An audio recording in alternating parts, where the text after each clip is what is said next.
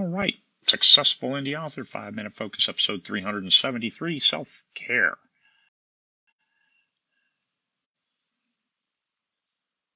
There's Stanley and Baby Yoda. All right, talking about self-care. Most important thing about self-care is to be honest with yourself. What do you need to stay charged up and not recharge? We don't want to move to the point of failure and then try to recover, because recovery takes a hell of a lot longer than not getting sick in the first place. So protecting yourself in order to stay healthy, mentally healthy, is your first order of business. Now, that being said, as an author, you get to do fun things, you get to do things that aren't so fun, and you get to do things that are downright horrible, like marketing, for example, and those things that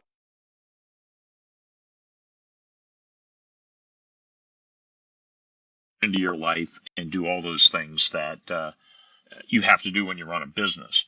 And this is where you have to identify the source of your stress and how much stress it causes you. If it's just, oh man, I hate tax day where I have to do all this stuff.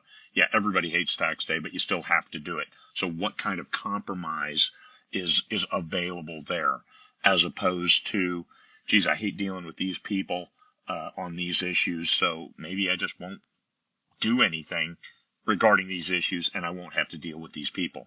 Is it incremental? Is it instrumental to your business or not? Identify those things that are instrumental to your business and find the best way to do them. This is self-care. You work through, you either avoid stuff that causes you stress, you confront it to better manage it, or you compromise. And how can I work around? Let me get an EA to do these social media posts because I despise them. And then, hey, here's what, feed a little bit of personal information or whatever kind of branding that needs to be in those posts and those that engagement with your readership. If it causes you that much stress, find a way to compromise and deal with it and stay in front of it. Don't wait until you have a complete meltdown online and then try to recover. Oh my God, I offended all my fans. How do I get them back? Yeah, that's a good question. So don't do that. Remove the toxic. There's stuff in your life that's going to be toxic, and you just have to remove it, because leaving a cancer fester doesn't work. It just gets worse. One bad apple in a barrel. This is truth. You have an apple rotting in a barrel. Everything's going to rot. You got a piece of cheese in a nice block of all these little cubes ready to eat, and it's got mold on it. Guess what's going to get mold on it too? All the rest of the cheese. So yes, excising the cancer to better align your life is important. And then keep moving forward. So identify that stress, confront, avoid, compromise. Those are your only three choices when it comes to dealing with that stress, in order to make sure you manage your self-care, you manage yourself. So important that you take care of yourself first. Many people won't. If your parents are still around, great. Enjoy your time with them and make sure you give them a call today. And then lean on your parents for information. It's all good.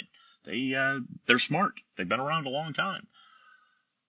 And you, as a parent, when your children call, be there for them. Support them.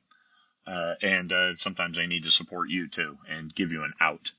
But that's part of your life. That's you being honest with yourself. Some people just don't want to do things because they don't want to do them. This is where, honest with yourself, sometimes you have to. You got to write that transition. You have to write that blurb. Write your blurb. You have to keep going forward if you're going to make this a business. Be honest with yourself. If you can't do it, well, then find a different business. That's the toxicity. Oh man, this is like crawling through broken glass. Every word I write, don't do it. And it's not for you. Other people, I have to write. Oh my God, I got to get these words out of there. Look for what makes you worse and what makes you better. I worked with a guy and his daughter, his freshman in college daughter, brought a guy home. And she asked, well, what do you think after the guy left? And he said, let me just ask you a question. Does he make you better? And it threw her for a loop. And after some soul searching, she's like, no, actually he doesn't. So she ditched him. Way to go, Dad. And didn't even take a shotgun. But that's who makes you better and who does not. And those people who make you better, keep them in your lives and let them help manage your stress. They shouldn't be adding stress to your lives. Only you can decide what better looks like when somebody makes you better. Only you can decide that. Are they manipulating you? Different conversation. But self-care, you have to decide what is in your best interest, and then you have to take action on that. Do you really want this business? Yes, then you're going to have to do things that you may not like, but that's you compromise, you get them done, and then you do those things you do like, and that's the good self-care. Sometimes you need downtime. You have to know how much downtime you need, and you take it. Don't infringe upon that, otherwise you're going to suffer greatly, and all of a sudden you're just going to collapse. Need to know, here's my boundaries, and work within them. Honest with yourself. This is what it takes for self-care. Nobody can come in and say, hey, let me manage your life. God, who's going to do that? Manage your own life, know what you need, and give it to yourself. All right, hopefully that helps. A bunch of what I might think is more common sense, but it's not. Because once you start working, you start focused on those goals. It's like, let me just work an extra hour. How about another hour?